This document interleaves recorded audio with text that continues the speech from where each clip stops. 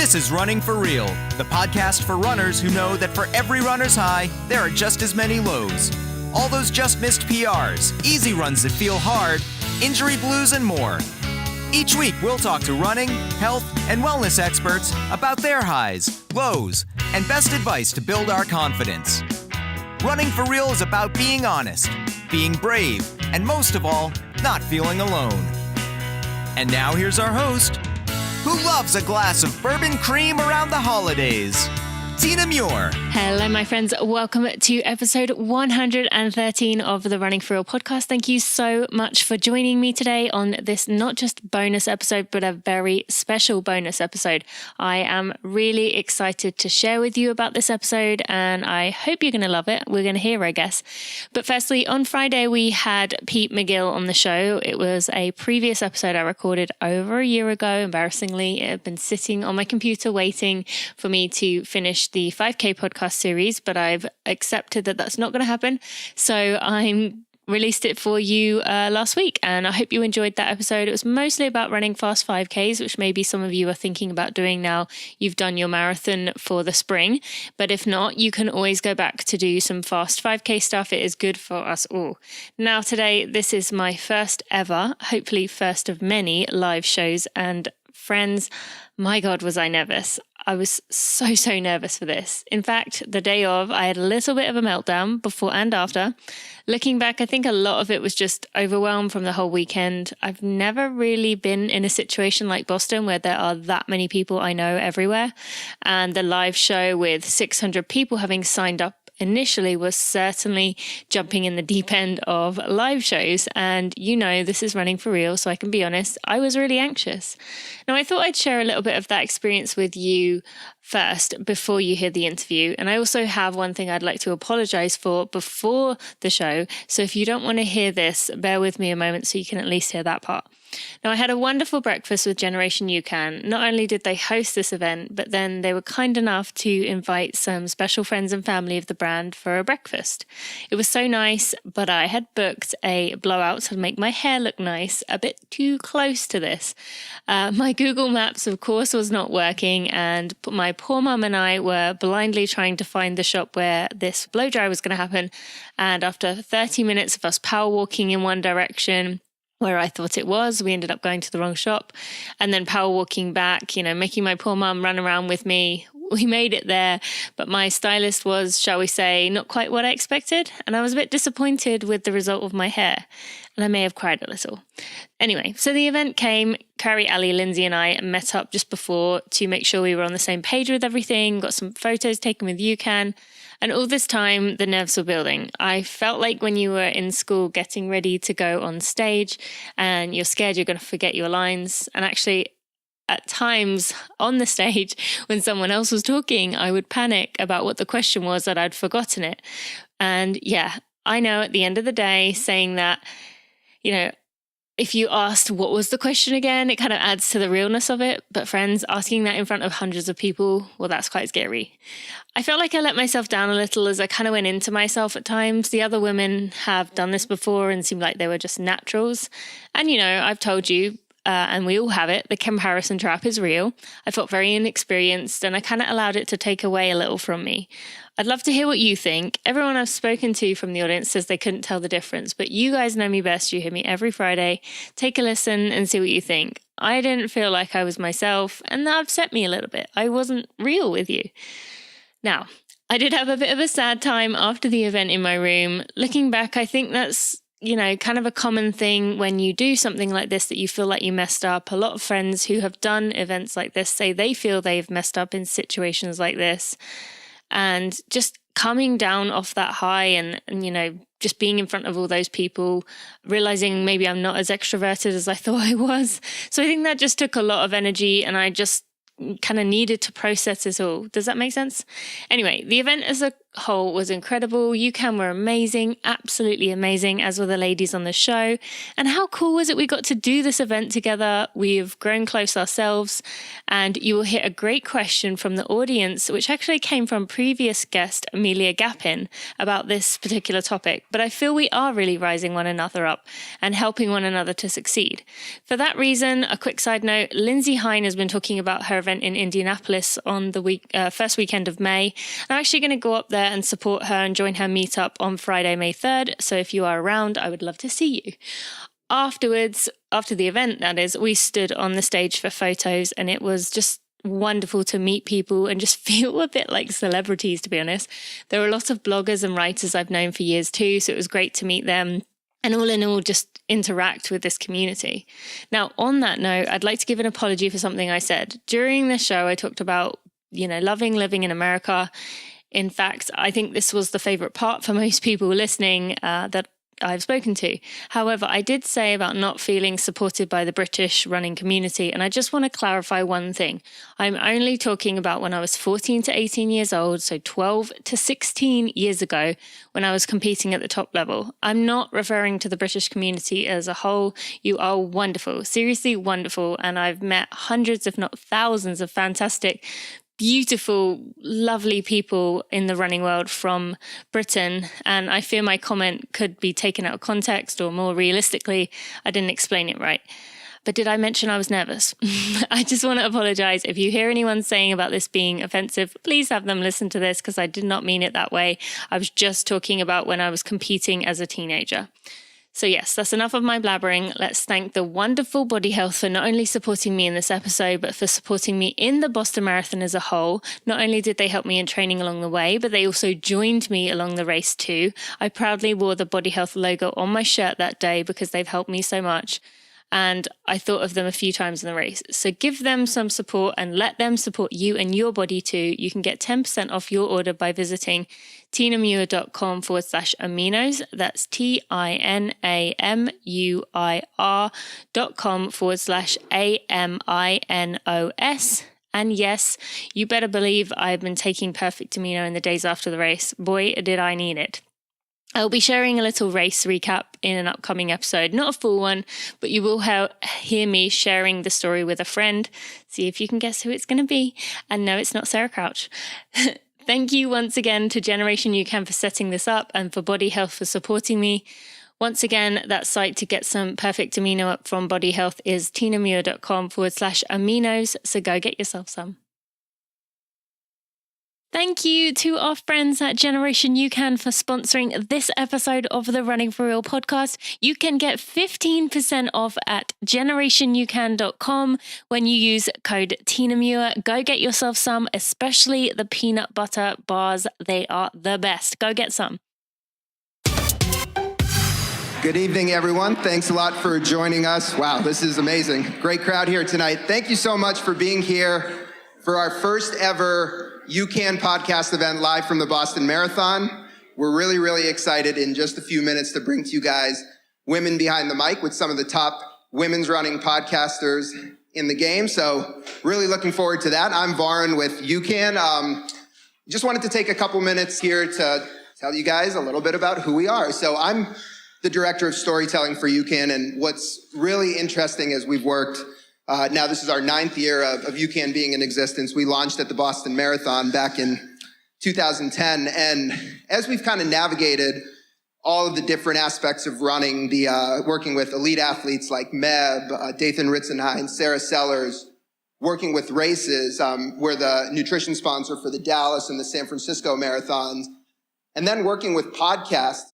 What's really been fascinating about us and what we've done in running is the storytelling aspect of running, just understanding why everyone does what they do, what brings them to the start line of the Boston Marathon. And that's kind of being here year after year for the last 9 years. That's what makes Boston fun and unique every year.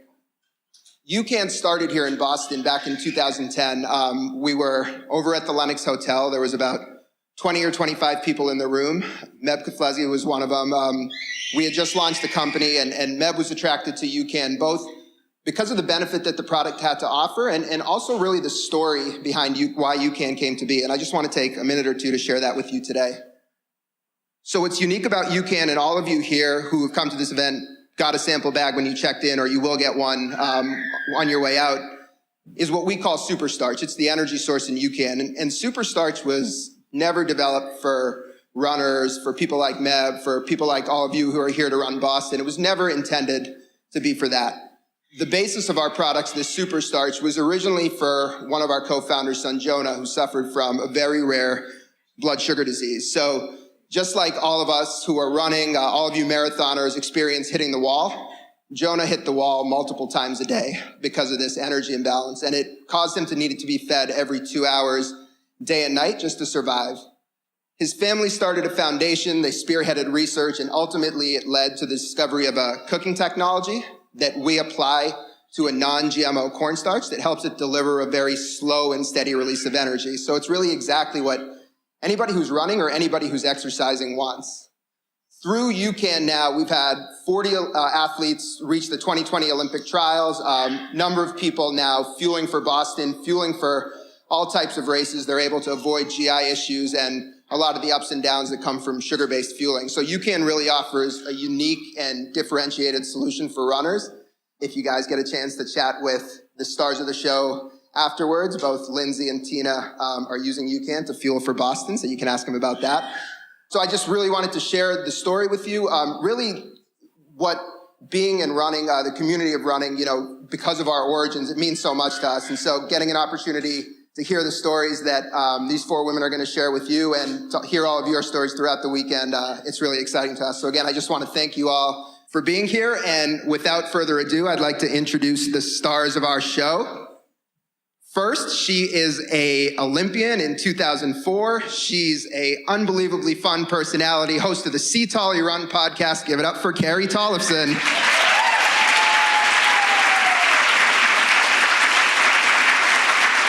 Up next, she is also an elite runner. Her name is Tina Mir. She represented the UK in running. She's the host of the Running for Real podcast. Give it up for Tina Mir. And we've got Allie Feller. She's created an incredible community in New York, in the Bay Area, all over where you want to be running. Give it up for Allie, host of Allie on the Run. And finally, you might know her from her live shows in New York, her live shows in Indy. Give it up for Lindsey, Hein, host of I'll Have Another.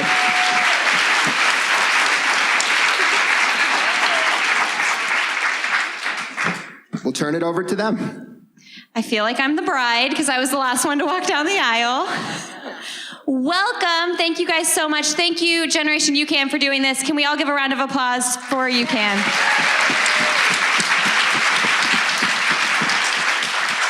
All right. Who is running on Monday? Oh, okay. Great. Me too. Who has ever fueled with Generation UCAN on a run before? Excellent. You guys can cheer. You guys can come on, wake up, wake up. Who's here to spectate? Wow. And anyone that just couldn't get Monday off work, but is really excited to be here with the 4 of us tonight. Yes, same, great, love it. Thank you guys for being here today. What we get to do every week on our podcast is because you guys listen, or at least I'm assuming some of you listen. It's really, really cool to sit up here with these 3 women who are passionate about storytelling and really on the same kind of career path that I am myself. And starting my podcast has literally changed my life and just the trajectory of my career. And I'd like to start by asking you ladies, do you feel similar? Did you picture yourself sitting in front of however many hundreds of people are here right now, behind a microphone, Boston Marathon weekend? Did you envision that for your life? I'll start. I did not know I'd be a podcaster. And I still kind of I'm a podcaster? That's so different than what I was used to. When I went to college at Villanova, I wanted to be on camera. And I think why I wanted to be on camera was because a lot of times when that red light goes on, we freeze. And I always kind of got excited when there was a challenge, just like racing and running, all of us like that. And for me, it was kind of like that challenge of seeing the red light. And even though I screw up a lot, I can laugh at it and have fun with it. So podcasting has been really fun, a really fun way for me to meet a lot of people, but also to hear the journey of all kinds of runners, not just elites, even though if you do listen to my show, I do get about a lot of elite athletes, but any journey out on the run is so special. So it's been really cool. I mean, I don't know that I knew what a podcaster was until probably when you launched your show and I got to be on it, which, started things for me. I still oftentimes hesitate to call myself a podcaster. Like, my parents are here, which is very exciting. Like, do you tell your friends, are you like, my daughter is a podcaster? Like, no, they have no idea what that is. It's like, yeah. So I'm definitely still, I think, getting used to saying that this is my job, that it started as a hobby. I've never envisioned myself being any part of Boston Marathon weekend at all. I have never, I'm very happy in my middle of the pack. For me, the thought of running a 3:30 or however many minutes faster marathon to me is bonkers. So the thought, I never envisioned myself being part of Boston Marathon weekend. This is my first time here being part of this weekend, and now I get it, and now I want to BQ. So I'm looking for coaches, I guess. She's going to do it. This is your first Boston, Tina. I'm so excited for you. Yeah, I am so excited to even just be here. I've never done anything like this with this many people that I've known and heard of and seen, and just being here is just very surreal for me, especially being from England. We have the London Marathon, but Boston is just a whole new level. Well, we're going to move on from podcast talk in just a minute, but I want to know if each of you guys can kind of share who has been on one of our podcasts. Has anybody in this room been on one of our shows? Laura Anderson, I see Janae, Ashley. Look at all these people. I love it. So don't get offended if they don't say your name, I guess is my point here. Because I'm about to say, who is a memorable guest who's been on your show? When you walked away from that interview, you were like, I am never going to forget that. They said something that meant a lot to me. I think I'll go if that's okay. I had Lindsey, who is a triathlete, so not typically, in the running industry exclusively, but she said that fear is a sign from the universe that you are about to do something amazing. And I love that because that obviously applies to so many things in running that we see as scary and things that we wouldn't typically want to take on. And it just is usually right. It leads to something even greater than you can imagine. My friend Chris Mosier was on the show. He was a very early guest. Chris is an absolutely amazing athlete, and he came on, and the thing he said to me was, you don't know what you don't know. Chris is very well known for being a transgender duathlete, represents Team USA. He's absolutely amazing, and I didn't know a lot about what it meant to be transgender, and he came on the show, and I was like, I need you to dumb this down for me. I don't know what I'm talking about. I need you to tell me if my questions are offensive. I was really uncomfortable going in because I had so much I didn't know. And he just said to me, he was like, Allie, you don't know what you don't know. And it's okay to ask questions. And that's how we all learn. And that's how we all open our minds and get smarter. And that helped me with interviewing, of being able to be a little bit humble and have some humility and not feel like, yeah, I can prep for these questions and these interviews and conversations, but I don't need to know everything. And it's okay to not know everything. And that served me in life as well. So now I ask a lot of questions and Google is my best friend. So yeah. There's never a dumb question, right? I think, one of my favorite, most memorable guests was Kelly Herron. Kelly, is she here yet? She was going to the game today and then she was going to try to get over here. But Kelly is the woman that was beat up, not today, mother, And she was one of my first guests, and she still had her bruises when I had her on my show. We do the rapid fire. Some of you have seen that, and you could still see. And that was really, I'm kind of a goofball. And for me to have somebody have such a serious incident in their life where, it could have gone the other way and we might not have her here, it was pretty powerful for her to kind of remind me that I need to get home from my runs. I have 3 kids. I need to be safe, and I need to love the run still, even though things happen, not to be afraid of it. So Kelly Herron, I think, has changed a lot of our lives, just watching her journey, but she was pretty special. So not today is a phrase I think about a lot. Love that. So good. Do you guys remember that story? People know that story? Okay. I wonder if anybody can say who this quote is by. This is somebody on my podcast that I had on way back in the day, and have had her on since, but she said, if you're meeting all your goals, you're probably not setting a high enough standard for yourself. Does anybody know who said that? Call it out. Shalane? Who said Shalane? That's who it is. Yeah, Shalane. That's one of those quotes that, as she was saying it, I'm like, yes, this is so good. I love it so much. And I have never forgotten that she said that, and I think about it often in my life and in my podcast and in my running. I want to ask Carrie a question about broadcasting. Do you guys all know Carrie Tollefson? She's doing the broadcast on Monday, which is so freaking cool. Honored to just be sitting up here with her. She did the New York broadcast in the fall. I think everybody here would probably be interested to know, how do you prepare for something like that? You have to be so on the spot as the race is happening, spitting out facts and statistics, and how do you do it? Well, there's a lot of prep that goes into it, a lot of reading all of the previews that are out there. But, I think one of my main jobs, and I have to remember this as a broadcaster and as an elite athlete, I'm there to share my experiences. So I am not a veteran marathoner. I've run one, and it was 4 months basically to the day after I had my second baby. So I can't really use that as an example when I'm talking about the world's best. But what I think is important for us to remember is that these people are human. They go through a lot of the same things that we do. They're just a little bit faster.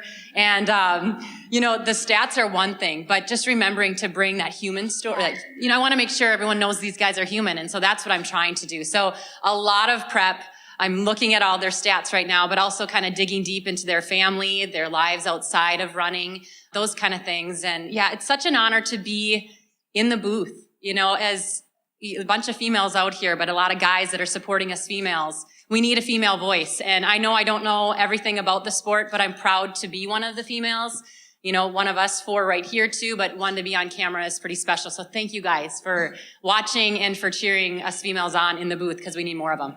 Can we also talk about the time that you were like 45 minutes postpartum and covering the Olympic trials on the back of the car? No, this is true. This is true.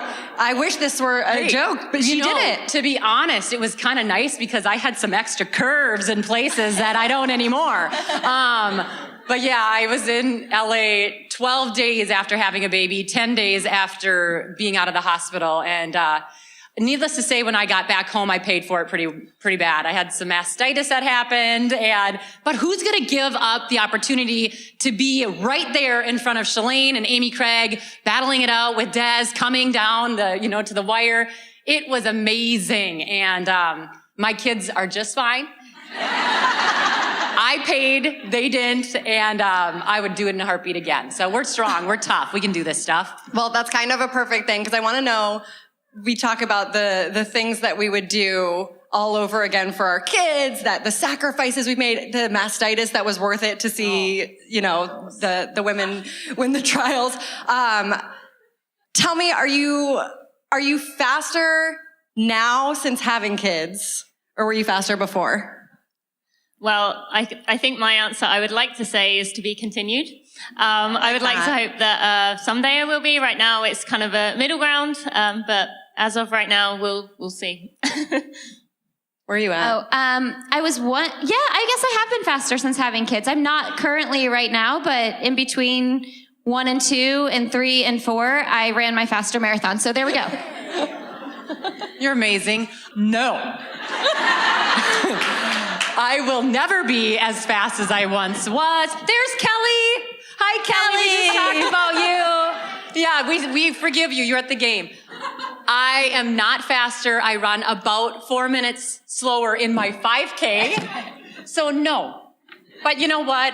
3 kiddos, it's worth it. I love high-fiving the crowd now, and it's just fun to be Carrie, on this. Come to the middle of the pack. We have a lot of fun. It's like happy hour in there. We have a great time. Like, you guys can keep running your fast marathons, but I'm saying we have a really good time in our little face groups here. I want to talk about returning to running after having children. Do we have moms in the group? Do we have moms? We got some moms. All right. And moms to be. And moms to be, and lots of new moms in the back, which is great. Fellow new mom myself. Tina, you're still a pretty new mom. So we all kind of run the spectrum here. And I know that after you have a baby, you get the whole, okay, wait 6 weeks to work out again, and then you're probably cleared to go, and maybe see a pelvic floor PT, bye, is the general instruction you're given. Can we talk about what that's actually like? I want to hear from you guys about what it was like returning to running in those first days postpartum. Were you like, I feel amazing? Or just a random example where you're like, my body feels good, but I literally can't put a sports bra on because I'm bleeding? Said I wasn't going to say that, but here we are. I just, for me, it's okay. For me, coming back postpartum is always, I just think that it's important to do what feels right for your body. And like, it's so hard for me. Like my first 6 months even, I'm out running and I just feel extremely heavy and like my legs feel really heavy. And I think, it's really hard. It's really hard, and it's important to not compare what you're doing to what the other moms you see are doing, because it's easy to get sucked into that. Or if you just had your fourth baby, don't compare what you were doing after you had your first baby, because it doesn't look the same at all.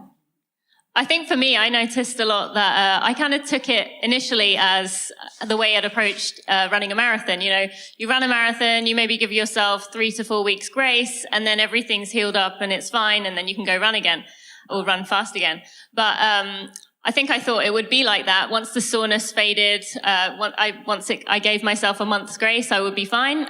Did not quite work like that. I do remember running to the mailbox about 10 days afterwards thinking, I'll test this out. And I remember feeling like, okay, that definitely was not a good idea. Like it just didn't feel good. But again, yeah, like Lindsey said, I think you have to kind of go with your own body. And thankfully I was able to kind of get going after about 6 weeks, but didn't feel right until about 8-9 months. What does that mean? Like, what didn't feel right? Were you like, I think of Carrie Goucher saying she felt like her organs were going to fall out, which I didn't understand until I tried to run too soon. I think I felt like that definitely when I ran to the mailbox that day.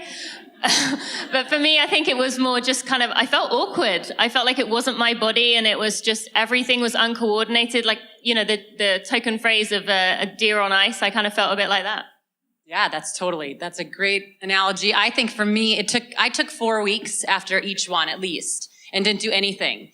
My agility coach at the time when I was pregnant with Ruby, my first baby, I was thinking about coming back as a pro. And he said, get to know your baby. And I was like, I don't think I've ever had a coach tell me that. Like, don't worry about coming back. Get to know your baby. And then when you're ready, come back and like get that mindset. And so 4 weeks I took for each child. And I did come back pretty quick. The one thing that I didn't do, and you guys shared a little bit about your running journey, I didn't do a lot of core early on, and I think that helped me because I think a lot of runners come back too fast trying to work their core, and that is really what we need to let heal up. So if you are somebody that is having new babies, which we have quite a few in the room, or if you're going to be having children, just keep that in mind. Coming back, working out, running cardiovascular-wise might come back faster than your actual damage from having a baby or being pregnant. Yeah, I'm like, what is core? What is that word you just said? Is that something I should abs be? More, you know, like these abs were pretty messed up for a while. I'll put it on my to-do list after dishes, laundry. No one has time to do core anymore anyway, so. Take foam roller out of corner. Yeah. So you mentioned in talking about getting to know your kids, I'm curious how you each decide what you're going to share on social media when it comes to your kids. Is it the bright, happy, shiny moments? Are you trying to protect their privacy? What do you decide to put out there? How do you decide? You've got a lot, so.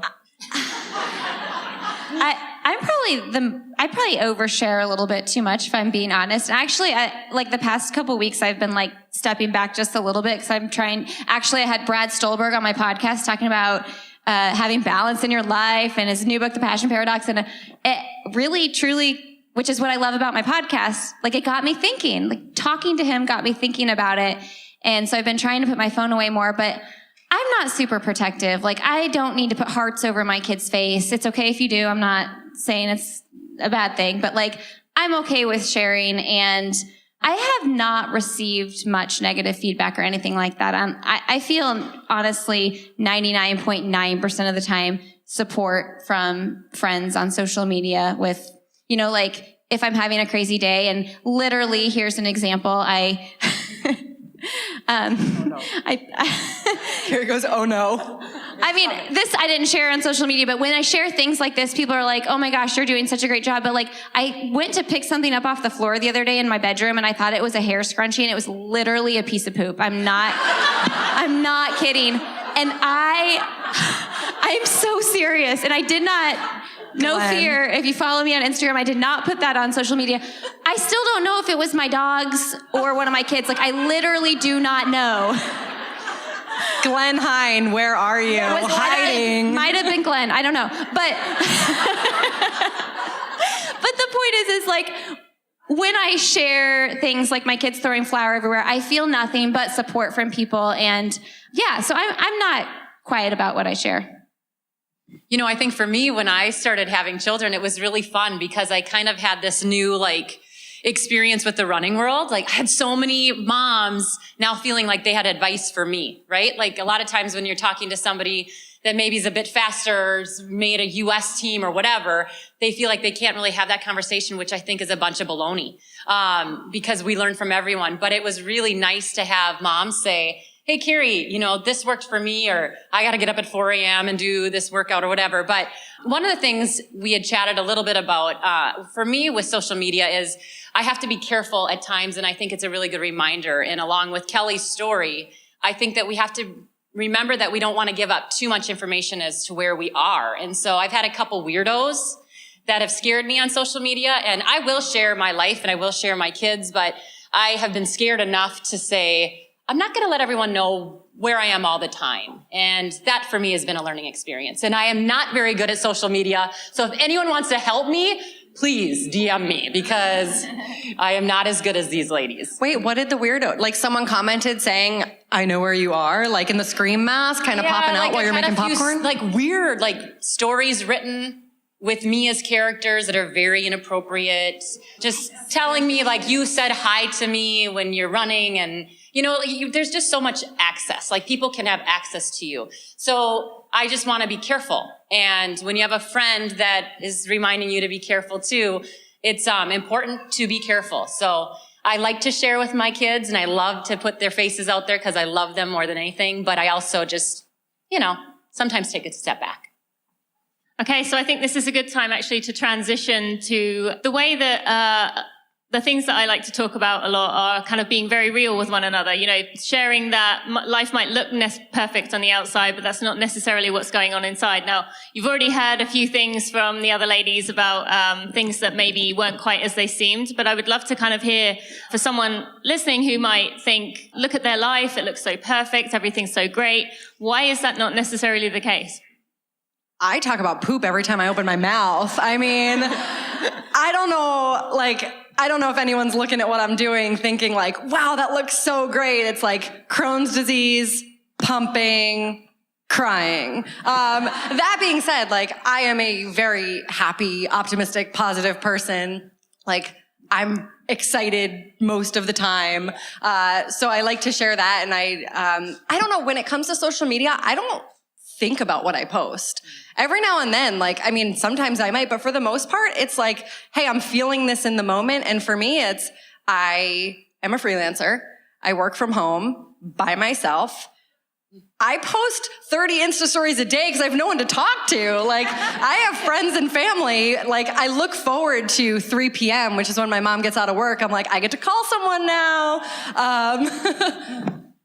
Real men wear jeans after work. For example, speaking of Instagram, the other day I went on a rant about my husband relaxing in jeans. Do you guys have men you know who relax in jeans? This guy brought a sign.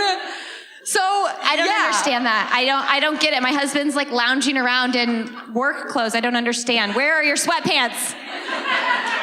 Yeah. So I'm not thinking about what I'm posting on social media, but now I'm going to shame you guys. I just saw like soft work pants for women.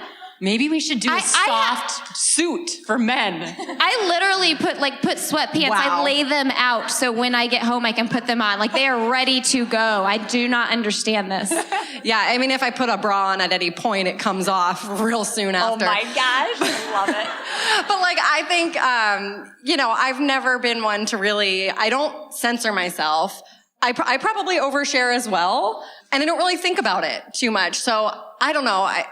If my life looks good from the outside, I'm excited about that. My dog and my baby look good. That I don't have to fake at all. They do a great job. They show up great on social media. But yeah, I think...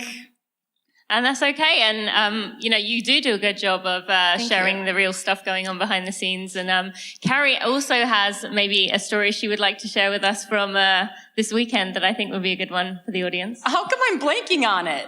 a few Your days whole ago. family is puking. My whole family. Oh yeah. So I was like, what am I going to post the other day? And it was Thursday. Like, no joke, 12 inches of snow in Minnesota. Trying to get out here thinking, what the heck will they do for NBC if I'm not here? I'm sure, they'd find somebody, right? But I had like 8 or 12 hours in the Minneapolis airport, not knowing what I was going to do. And the whole time I left that morning. So I am not contagious anymore. Just letting you know. But like 2 weeks ago, I had the stomach flu. Have not thrown up since 2003. No joke. Have not thrown up, even through 4 pregnancies, but 3 babies, right? So I have not thrown up. Threw up 2 weeks ago. My entire family, all 5 of us threw up, and then another one got it. So there's been 6 pukes in the family, or 6 puking people. Friday was the day, Thursday was the day my husband gets it, my 5-year-old gets it, my 3-year-old has been having an upset stomach, and then overnight, my 9-year-old gets it again. So as I'm sitting in the airport, just chilling, not doing anything, waiting for a flight, my poor family is sick at home. So those are the times that, I thought maybe I should post something, but I thought, no, I probably shouldn't because I'm going to the Boston Marathon where everyone's scared of germs. They're not going to want to see me, which I'm not contagious. I know I'm not. But yeah, those are those instances, Tina, that it's more fun to post a smiley picture than a puking one. For sure. And I think that we can all kind of understand that you wouldn't want to remember necessarily and go back and be like, oh, that was such a fun day when you're having a bad day. My poor husband, he was so green when I left, and I'm like, I'm sorry. Now, another thing that we tend to not share about or not talk about as much is comparison. In this social media world that we live in, there are a lot of good things about it, but there's also a lot of bad. And one of the bad things is comparison, looking at other people and letting it kind of ruin your, self-esteem, how you feel about yourself. Lindsey, do you have anything in particular that you can think of that you struggle with comparison? Honestly, I think that my 35-year-old self, 4 kids later, I don't think I have that struggle like I once did. Maybe after my first baby, I think I maybe would have compared myself to what other people are doing. Like maybe she's running 60 miles a week. I think I should do that.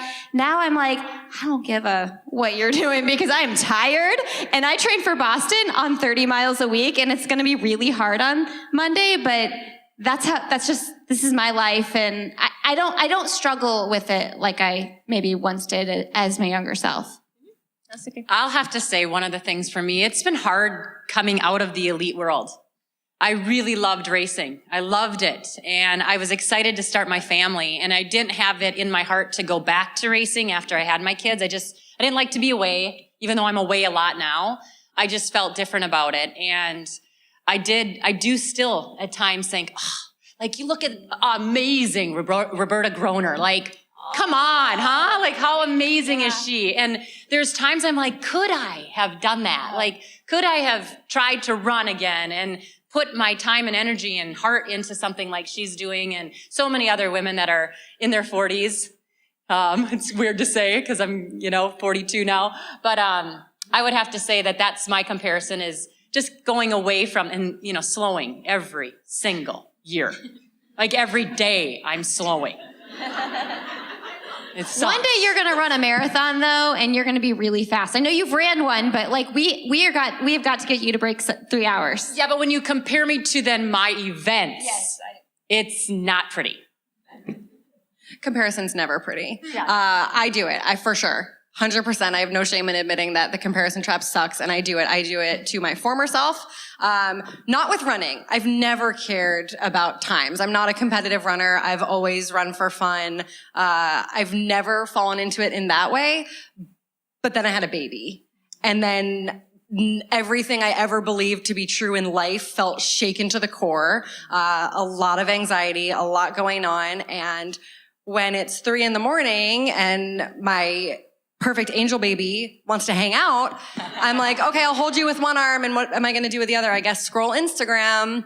And there's nothing worse than being up there's probably picking up poop is maybe worse, but being up in the middle of the night, hormones going crazy, don't know what I'm doing as a mom, and I'm scrolling Instagram and I'm seeing women who had babies the same day as Annie getting blowouts and going to the gym and wearing sports bras that look somewhat comfortable. I had a really hard time with that. I will be honest. I unfollowed people that I like in real life because I just couldn't, like for me, I knew where I was in my life at the time. And I was like, this isn't serving me and I can't keep down this path. And so I hit that unfollow. There's a lot of power in the unfollow button. I gotta say, like, I see some people nodding, which makes me happy. Like, you don't have to follow everyone. And if a runner has 60,000 followers and you think like, oh, she has 60,000 followers, I should follow her too, right? She's doing something right. Not necessarily. First of all, those could be paid for. Those could be bots. But secondly, I think it's really important right now, especially in a room like this with you women who I think set such amazing examples, that there's a lot of really dangerous behavior out there on social media. And as a new mom, I was witnessing a lot of it. And it was easy. It was tough because it was easy for me to say like, wait, she's already running a lot. And like, we had babies the same day. And like, I questioned it. Should I be at that point? But it's also saying, being able to say, that's not right for me right now.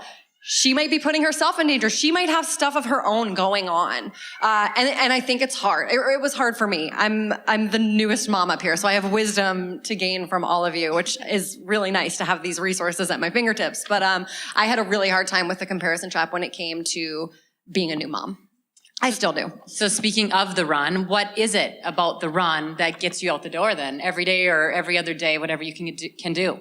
I work from home by myself all day long. So if I can get outside for a little bit, I get to see my friend Angela every now and then on the waterfront. For me, it's like social hour. I know a lot of people run because they're like, I need my alone time. I'm like, I need to see humans. That's why I love going to Orange Theory because I'm like, I call them my best friends and I think it makes them uncomfortable because they're like, we don't know your last name. You're just the girl on treadmill 12. And I'm like, oh my God, Brad, be my best friend. Do you want to come over later? And they're like, no, we have jobs. Why are you at the 9:30 a.m. class, Allison? But it's social for me. It used to be physical. I used to have totally different motivation when it came to running. Which led me down a very disordered path when it came to running, which is nice to have that in the past. And now it's just like, no, I run because it's fun. And I max out at 3 miles most days. And it's great. I love it. Lindsey, why do you run? I run for the freedom. I love running by myself. I don't necessarily like running with people like you do, even though I'm by myself a lot with lots of kids, but my mind is still thinking about really quick what you were saying about like being up with your baby in the middle of the night and I'll move to the run. But I was just thinking like something my mother-in-law always would tell me would be like being up with your baby by yourself is middle of the night is the loneliest you will ever feel because you feel like nobody else is up in the entire world. And I also just, in the comparison talk that you were talking about, don't get me wrong, my biggest fights in my marriage have been in the middle of the night when babies are screaming. So I like that stuff happens for me too. But back to the run, I just run for the freedom. And the more babies I have, the more freedom I feel when I run. And it feels completely different than it did 10 years ago. And every year is a little bit different. And just the other day I've been running really slow, like pace for me. And just the other day I did a little tempo run and I was just going under 8-minute miles for like 3 miles. And to be able to hold that pace for 3 miles gave me this sense of freedom that I haven't felt since before I was pregnant with my last baby. And that's a really long time to not feel that good when you're running, you know, like it's been a year and a half. So yeah, that's why I run, for the freedom. Tina. For me, it's about the challenge. I love the ability to kind of see what I'm made of, you know, push myself. My plan after Boston is to back off and run easy. So we'll see how that goes with what I just told you, because it probably won't go too well. But yeah, I just love being able to just go out there and challenge myself and run as hard as I can, and then rest as easy as I can, and take it as easy as I can. Do it, you know, how I feel is right. You know, one of the things that I love about the run is that it brings this community together, right? Like we all run different paces. We all run different distances, but I have been raised in a way that I surround myself with like-minded, positive people. And I can't ask for a better sport. You know, really, I mean, you look at other sports. I love playing other sports. But really, we can all kind of connect real easily in the very first minute of a conversation when we talk about the run. So I want to know a little bit about you guys and what this community means to you outside of maybe just the podcast, because it is a business at times, but really you got into it for more than that. So let's talk about the community a little bit. I mean, I think this is easy for me to talk about coming from Britain. I'm obviously coming from a completely different place where in Britain, my memories, and maybe someone from Britain is here and can tell me it's changed, but my memory of my competitive life when I was a teenager was very much when you got to a race, you had your eyes burning in the horizon. You did not talk to anyone. Even if, we walked next to one another, you are just focused. You don't interact with anyone else. I didn't really have too many running friends at that time. And so when I came over here and to be honest, I love the woo side of America. That British people typically don't have. My mum can probably attest to. She loves it as well, the woohoo side of things. So for me, the community was great, and I just felt so welcomed, and everyone was so excited about everyone else. And then, for me, building a community of what I call superstars has been pretty amazing. So for me, it has been everything to be over here. Yeah, this community brought me back to life. I mean, I'm enthusiastic 98% of the time. Let me talk about my anxiety and depression. But a couple years ago, it was 2013, and I hadn't started the podcast yet. I don't know. I'm sure they existed then, but I wasn't in the space. But I was blogging, and I was really sick. I have Crohn's disease, and I had a flare for a really long time, and it took a really intense mental toll on me. And I found that I wasn't talking to friends and family about it, that I totally retreated from people I loved because I didn't want to bother them with my problems, but I would bother the internet with them. So I would blog about it, and the comments that I got, I still to this day have them screenshot and saved on my desktop, because the way that this community has come out to show support for me during really dark times. And there were really dark times when I was I wasn't leaving the house for days at a time and was really deeply depressed, and people I didn't even know, people that are in this room that I really want to know, saying comments it's going to be okay, and we support you, and we love you, and we're thinking of you. Those comments, those sentences that take 2 seconds to write got me out of bed in the morning and got me to walk across the street to Duane Reade, and eventually got me to Central Park for a walk, which turned into a run. And that was not internal. That was not anything except the running community showing support for me as a human who was struggling. And I think, I don't know, maybe basketball fans do that. Maybe soccer players are super psyched about other people on the sidelines. I don't know. But the running community I have found is just genuine and kind and woo, definitely woo. And you guys brought me back to life. How do I follow that up? Maybe with some enthusiasm would be good. Maybe bring it back up. No, what I can say too is truly some of my best friends, they're sitting here in the audience, I've met literally on social media because of running, and that's just no joke. And one thing that I think about, and this is way before my podcast even, it was 2013. I had a pretty big surgery. It was a pretty big time in my life, and I don't know if anybody, do you guys know Michelle Gonzalez, NYC Running Mama? I'm sure a lot of you do here. She sent me flowers, and I wasn't even that good of friends with her yet, but running had connected us in this way that, I don't know, there was a deeper connection, and truly running is what brought us together. And just the fact that, that's just one little example, but just a stranger from the internet that's invested in the running community would send me flowers. If that didn't make me cry.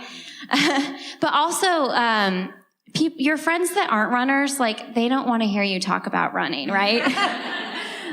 You are going to go back to work on Tuesday, and people are going to say, how was the Boston Marathon? And you're going to start doing this, talking about the water stops and the weather forecast. They've heard you talk about the weather forecast all week.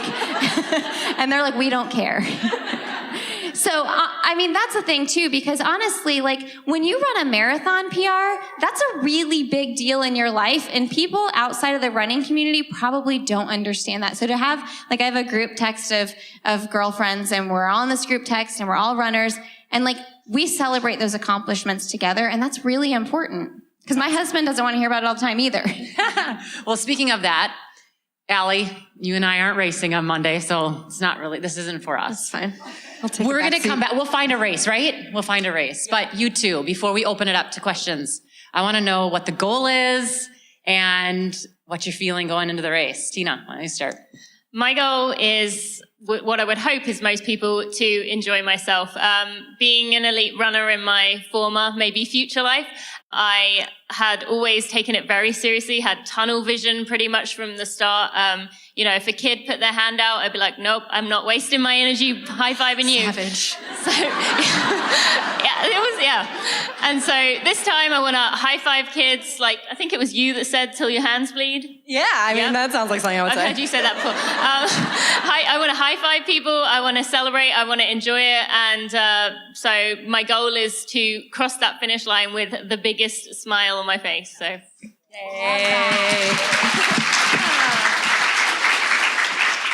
Don't let her fool you, though, because she's still going to run really fast. Like, really fast. Yeah. Do we have any? Can we? Runners like to What talk. is your goal? Well, What are you doing? I'll tell my goal, but runners like to talk times, and Tina's really fast. So can you give us like a range? okay. Well, firstly, I want to preface this with I have done every single run since having Bailey by minutes, so I actually don't know a pace. But I will say somewhere between 2:45 and 3 hours would be the goal. Same. Yeah, same. Okay. Not slow. No, for me, honestly, this Boston is really special to me. It's my first marathon post baby number 4. Was able to run a qualifying time in between 3 and 4 and got pregnant like 2 days later, apparently, because this is how this works out. I'm done though, by the way. Is Glenn not practicing? He's like desperate. He's like, we are done.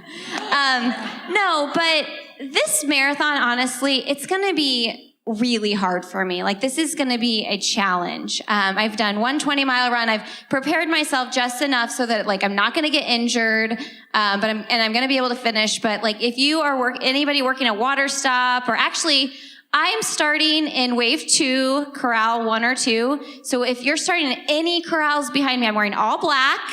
I'm going to wear a black hat too. Just give me a little pat on the back and do the high five thing, because I'm probably going to need it. It's going to be challenging. I would say I'm probably going to be just around a 4-hour marathon tomorrow. So, but it's going to be emotional too. I'm like already crying, thinking about crying at the finish line. That's pretty cool. Can we give it up for the two of them and for everyone running on Monday? Yeah. You're both going to be amazing. I've been trying to convince them to place bets on is that illegal, betting? Okay. I want to place bets, and I'm going Hein with the 1 2. So that's I'll where say I'm that going. on NBC. That'll be good. Yes. Allie Feller's I'll be predictions. saying dark horses right here. Yeah. If we could put caveats like 1 2, the mom of 4, that, like there's got to be lots of reasons. No, you don't need them. You're good. You're good to go. Hey, people don't care about that, Lindsey.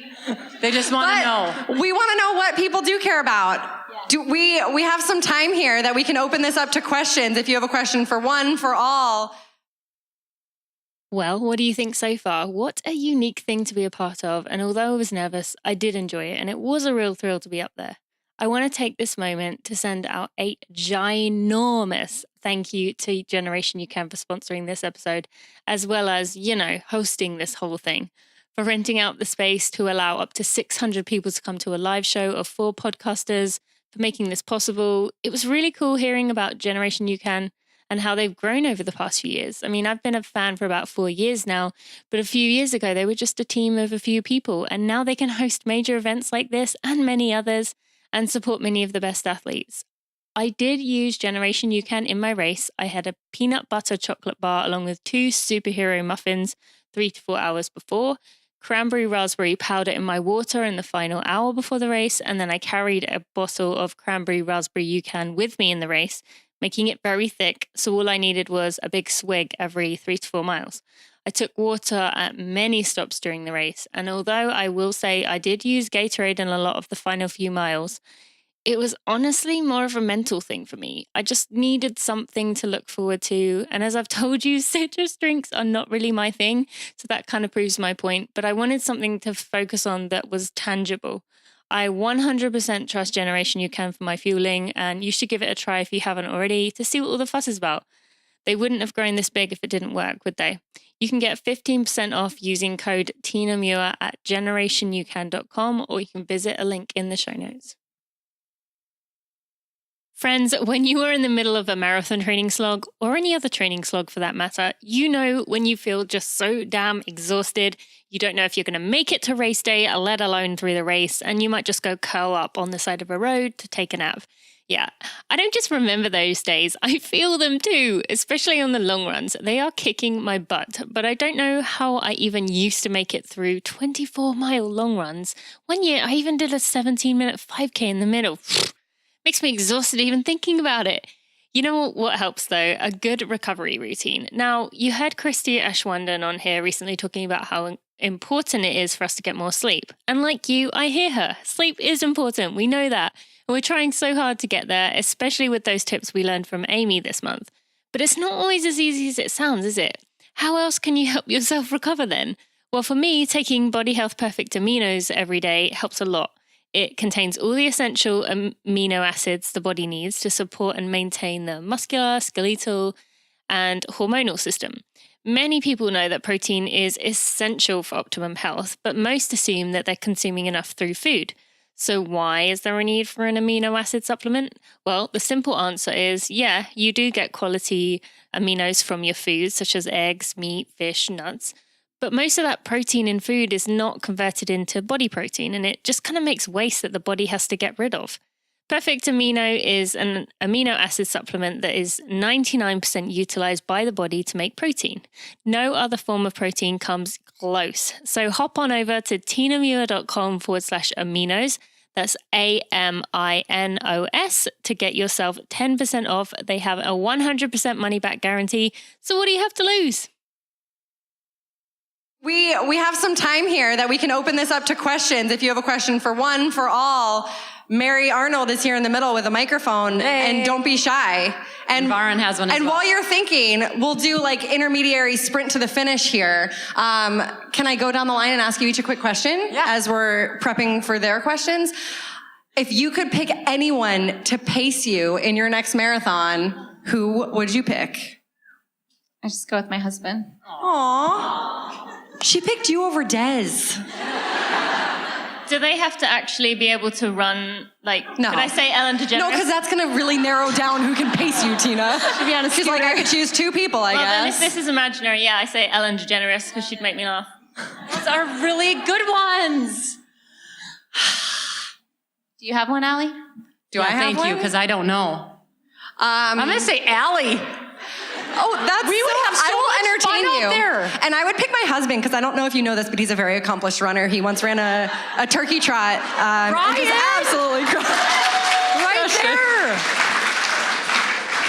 I love it. All right, do we have questions? Hey guys. Hi. Amelia. Yay. I've been on 2 of your podcasts. So the 4 of you are probably have a lot of the same listeners. Have you ever felt competitive with each other? And I want you to answer honestly. Not in terms of, I mean, I have no idea how we all do in terms of numbers, downloads, all that. So when it comes to that, no.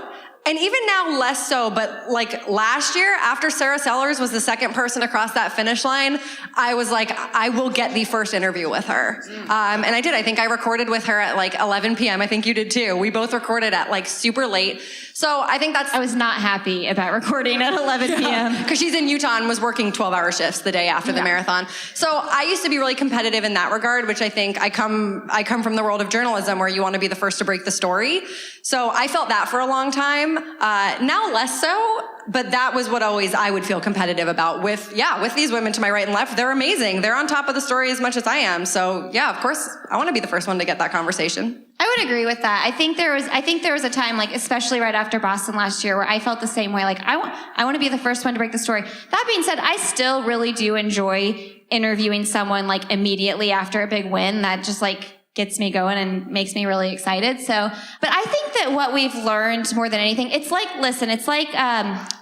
who likes to read, right? Like, authors don't need to compete with each other because, like, if you love to read, you're probably going to read a lot of books, right? And you want more books to read. So I've always been of the mindset that, like, if someone listens to Tina's podcast or Allie's podcast, they might like mine unless they think I'm annoying or my voice is annoying. So that's a good thing. Like, the more listeners they have, hopefully that means eventually I'll get more listeners too.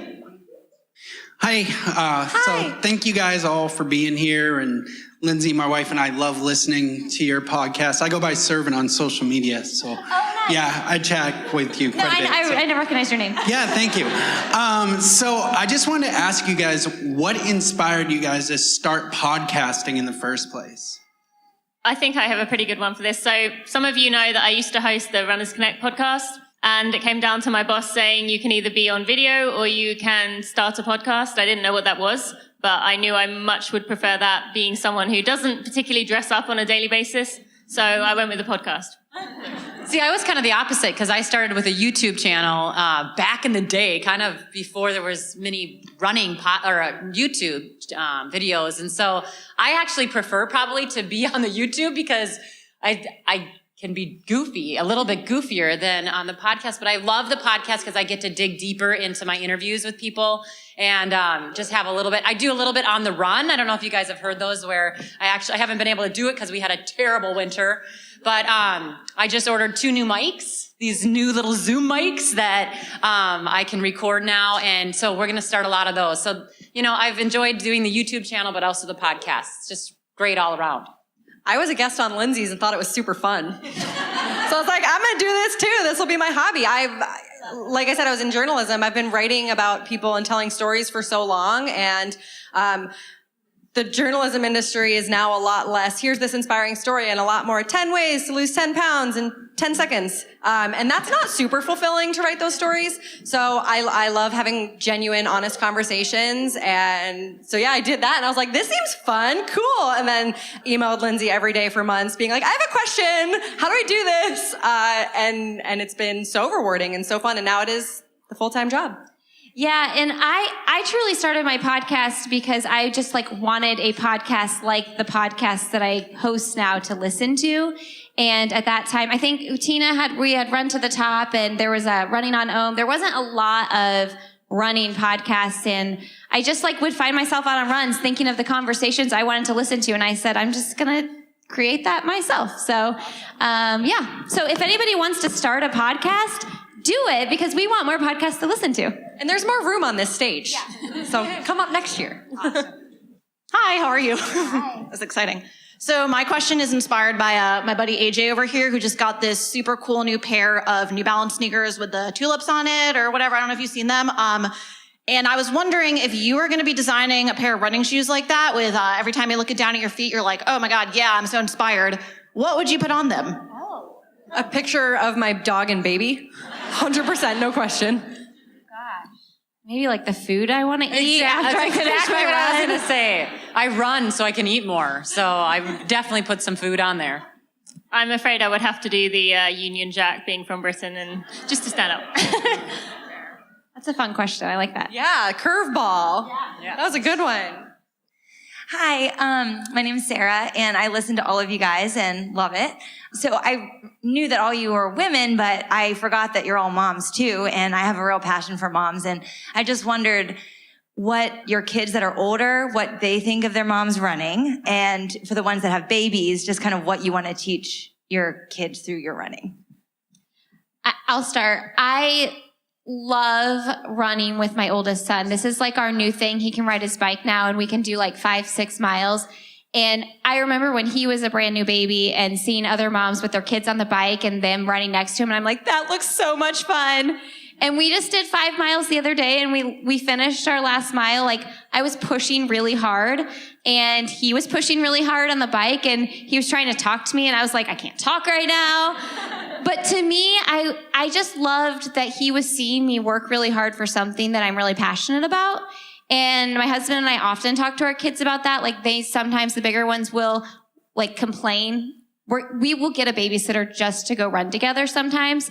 And we just tell them, like, this is really important for mom and dad to do things that we're passionate about and that we enjoy, because otherwise we're not going to be happy people. Like, we're not going to be good parents to you.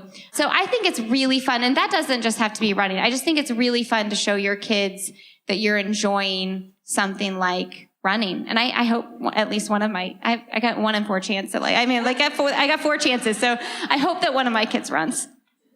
I think for me, it's fun. I have a daughter and then 2 little boys, and Ruby was the one last year who started out in track and thinking that if no one was behind her, that was the spot to be. You guys know what place that is, right? So every time she'd be like, Mom, no one was behind me again. And I'd be like, all right, girlie, like, it's not really what we're supposed to do, but whatever. But this year now she's in Girls on the Run. And, just to be excited about the run. I don't care if she runs 5 steps. Like, that is not, a lot of people think, how did your parents get you into the sport? My parents let me get into the sport. And I want my kids to do what they want to do in life, find what makes them tick, find what they're passionate about. My boys, on the other hand, I'm throwing the ball at them like crazy, shooting buckets all the time. So I think we'll definitely have 2 sports guys in the future. But I do think Ruby is kind of getting it. And, you kind of get that thing for distance running or for running. And I feel like she's kind of there. So it's fun. She's only 9 years old, but it's fun to see the passion she has for it. Yeah, I think for me, it's going to be, I'm not sure how many of you, or if any of you, have read the book Grit by Angela Duckworth. And I absolutely love that book. And she talks about how everyone should have one hard thing that really tests them, really challenges them. And you have to kind of fight through the thoughts to quit. So I would like my daughter Bailey to choose something like that she wants to work towards and have something. But if it isn't running, I'm not going to be upset about it. But at the same time, obviously kind of hoping that she does pick that. Yeah, I don't care if Annie runs. I mean, I have such fond memories of growing up going to my mom's step aerobics classes and sitting in the back while she would absolutely crush it, which again, there is room on the stage if you would like to demonstrate. Still does step aerobics, still crushes it. But I think that one thing I'm just conscious about, my daughter's 6 months old. We haven't thought about this a whole lot. I still need to go out and buy a jogging stroller, which I'm dying to do.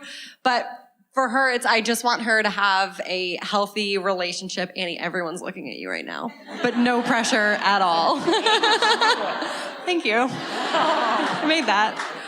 I just want her to have a healthy relationship with her mind and with her body. I don't care if that means she's running, if she's dancing. If she can learn how to be a dancer and have a healthy mind-body relationship, I would love her to teach me that. I did not learn that, so I really haven't thought about it too much because right now she's still like molding out of the potato phase and starting to see what we do and mimic it and all that. So I just want to make sure whatever behavior I'm putting out there is positive so that that's what she sees and picks up on. Maybe one more? Oh, bring it home, Ashley. All right, this is for Carrie. What was your favorite race that you've broadcast? And how do you hide if you're really excited for a runner as opposed to talking just about everyone in general? Oh my gosh, so when Shalane won New York, I have not done the Boston Marathon in the booth. I did a couple things back a few years ago, just did some preview shows for, I think it was even Competitor and things like that. But when Shalane won New York, it was jaw-dropping.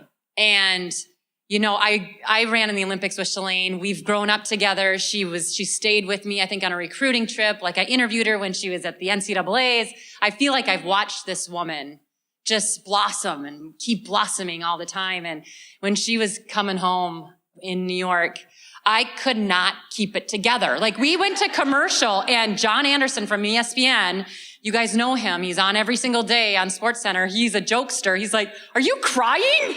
And I'm like, "Yes, leave me alone. I'll pull it together by the time the show came back on." And it was spectacular to see somebody that I've watched work so hard and to do it in that fashion. And I saw what she said, with 20 meters to go, and I couldn't repeat it, but I was like, oh yeah. That was something I'll never forget. And then I also remember watching Des last year at home on the other side where I kind of got into broadcast mode. I was sitting with my niece Tolley, who just turned 13. She just turned 13. I'm not that old. But I remember saying to her and kind of getting a little serious, like, you're watching history right now. You are watching history in the making. And like, she's probably like, oh my gosh. But I was bawling. And so, yeah, those two moments right there, there's so many great moments in history of sport. But to see our people, right? Like Shalane and Des, they did it. And Shalane and Des can do it again. So I hope on Monday we see some spectacular running again. And so can all of you. But seriously, thank you all so much for coming. This has been so fun. And to see this room filled with people who support the four of us is really so special. And I know that we are all so grateful for all of you for showing up for the four of us. So thank you for being here. Yeah, thank you. Yeah, if it weren't for you guys, we wouldn't be here. And we want to thank Generation UCAN so much for doing this. This has been so awesome. Thank you guys so much. I think everyone in the room could have sat here for another hour and listened to your story. So that was. Can we do it? I have nowhere to be. Sheridan, can we do it?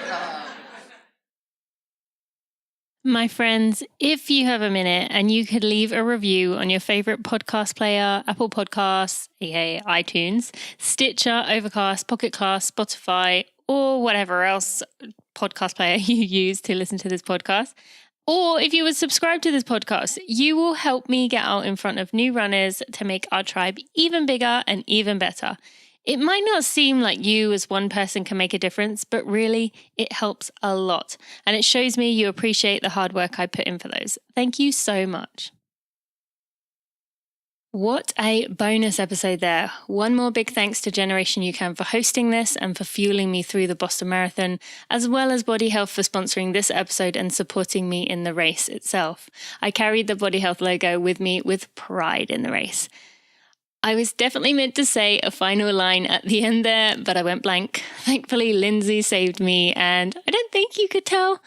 We didn't rehearse any of this and had no idea who was going to answer what, so I think it actually went pretty smoothly considering, and we worked well together, I thought. You can find links to Lindsey, Ali, and Carrie's podcast in the show notes at tinamuir.com/episode 113. And on Friday, we'll be having an episode with my good friend Evie Saventi. This is the second half of your questions, which are going to be asked to my sports psychologist. So be sure to subscribe if you haven't already so you don't miss these bonus episodes or the regular Friday ones. I have some amazing episodes headed your way in May and more than one bonus episode. So go find it on your podcast player. Have a great week and I'll see you Friday. Thanks for listening to the Running for Real podcast.